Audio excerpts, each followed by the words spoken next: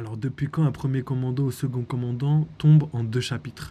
Bah, Luffy, même en moins de deux chapitres, hein, en 5 minutes, il s'est fait one shot. Et Kid, le pauvre, il est tombé en une case. En 3 pages, il est tombé.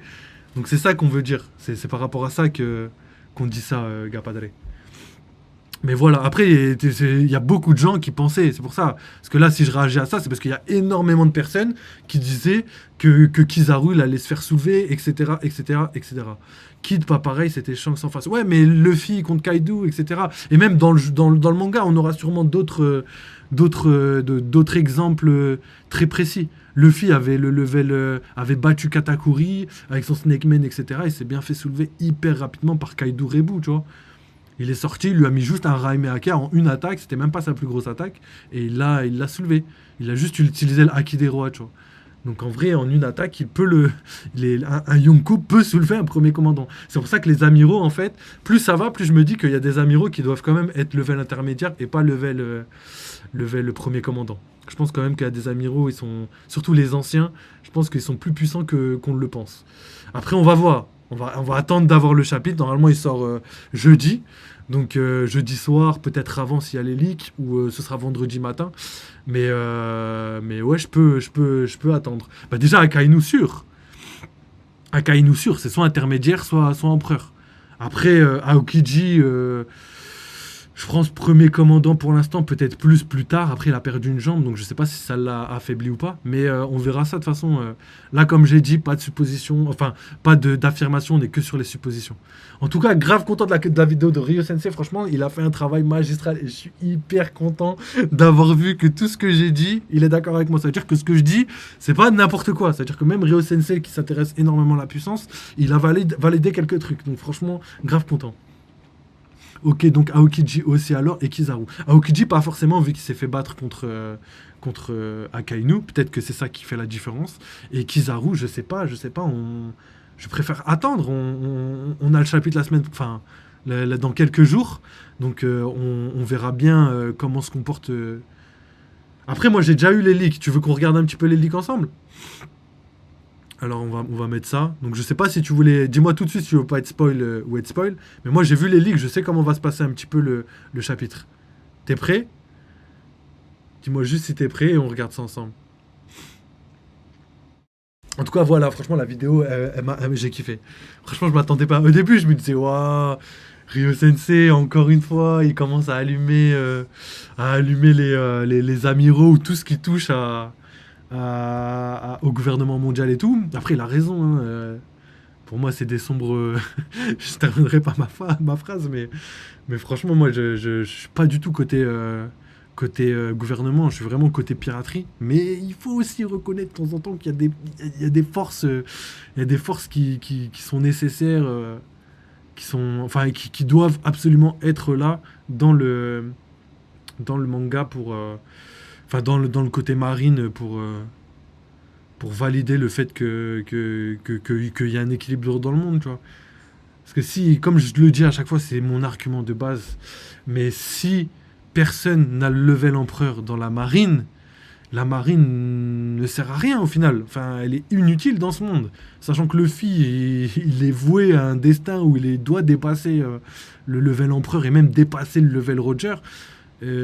Si à la fin du manga on a la marine, je veux dire, à part ce sera qui va se taper contre la marine, ça va être Jinbei qui va s'occuper de la marine tout seul avec Usopp et Nami. Non, il faut qu'il y ait un équilibre et que ce soit respecté. Donc je pense pas qu'Oda fait mal les choses, au contraire il fait grave bien les choses. Mais pour le reste, je sais pas, on verra. Pour les autres amiraux et tout, je sais pas. Mais pour moi, il faut au moins quelqu'un qui a le level empereur dans la marine. Et si c'est pas dans la marine, si malheureusement un jour on apprend qu'Akainu est pas level empereur, j'espère au moins que ce sera dans le gouvernement mondial. Parce que sinon, ce serait vraiment. En gros, Luffy va rouler sur le monde et la fin du manga, il y aura pas de combat sérieux, quoi. Luffy va juste mettre deux trois patates, ça va être One Punch Man, quoi.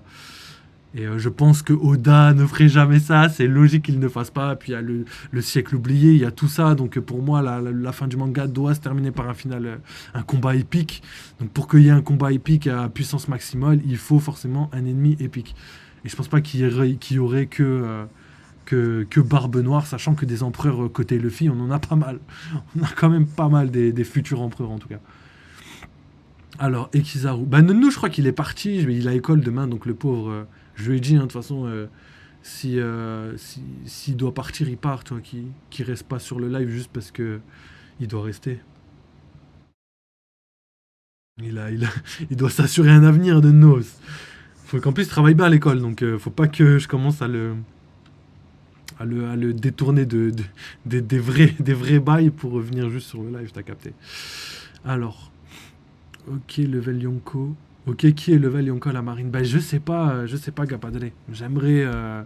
J'aimerais que Akainu soit level Yonko, ou j'aimerais que quelqu'un soit level Yonko, et si c'est pas Akainu, j'espère au moins que ce soit quelqu'un dans les Chevaliers Divins, ou le Gorosei, etc., etc. Alors non, gouvernement mondial et les marines, c'est pour les révos. Oui, mais pareil, pour moi, God Dragon, il doit avoir le level empereur, mais au moins à la fin du manga. S'il l'a pas là maintenant, à la fin du manga, il doit l'avoir.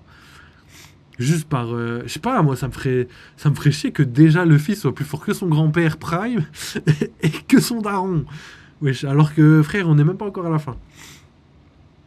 Euh, et les pirates vont s'envoyer entre eux. À voir, à voir. Après, rien n'est confirmé, hein, parce qu'il y a beaucoup de gens qui disent que la Grande Guerre, elle se fait avant le One Piece. Et pour moi, je pense pas que la Grande Guerre, elle se fera avant de découvrir One Piece, parce que pour qu'il y ait la Grande Guerre, il faut qu'on ait la révélation sur le siècle oublié. Et pour avoir la révélation sur le siècle oublié, comme Roger l'a déjà fait, il faut aller sur Raftel, donc découvrir le One Piece avant, pour après laisser place à la grande guerre finale du manga. Pour moi, c'est comme ça que je le vois. La grande guerre sera pour le One Piece. Bah, peut-être ou peut-être pas, je sais pas. Ce sera sur Roadstar. Bah ouais, mais attaquer le gouvernement mondial et essayer de destituer le monde de la part de Luffy, ce sera pas logique, surtout que lui ça ne l'intéresse pas, s'il découvre pas son rapport avec Joy Boy et le siècle oublié. Donc on verra, peut-être, hein, peut-être, parce que j'avais vu, je sais pas si je vais l'avoir là, j'avais vu un petit tweet. J'espère que je l'aurai, hein. C'est un tweet qui parle d'un SBS, et dans le SBS, Oda parle du One Piece justement. Ah, j'aimerais bien retrouver ça parce que c'est hyper important. Et Oda dit qu'il reste pas beaucoup de temps avant que Luffy arrive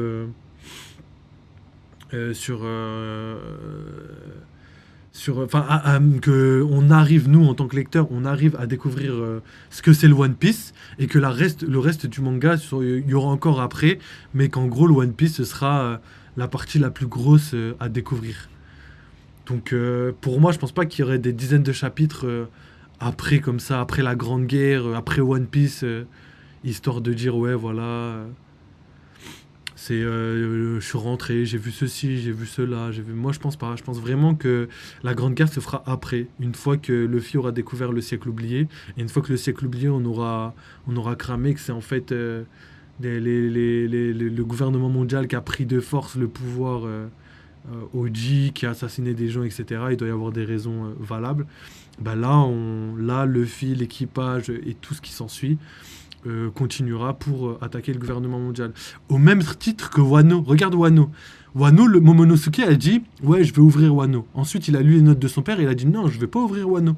J'attendrai le bon moment. Et c'est quand le bon moment? Luffy a dit, on a vu dans la boule de cristal de Shirley que Luffy a dit qu'il détruirait l'île des hommes poissons.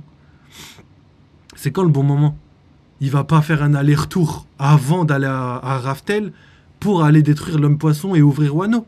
Non, je pense pas. Je pense qu'une fois arrivé à Roadstar, il va aller chercher le One Piece et après il va faire demi-tour. Et après il va aller chercher Wano, il va aller chercher tout le monde pour s'attaquer au gouvernement mondial, au Tenryubito, au Dragon Céleste, tout ce que vous voulez. Pour moi, c'est comme ça que je le vois. Moi, je pense que comme ça, c'est plutôt logique. Surtout par rapport aux visions qu'on a de Shirley et le fait d'ouvrir Wano. Ça, c'est des trucs qu'il va falloir résoudre dans le manga, sinon l'auteur l'aurait pas placé comme ça. Et le faire, je sais pas, quand on le fait, alors je sais pas. C'est juste ça. Donc voilà.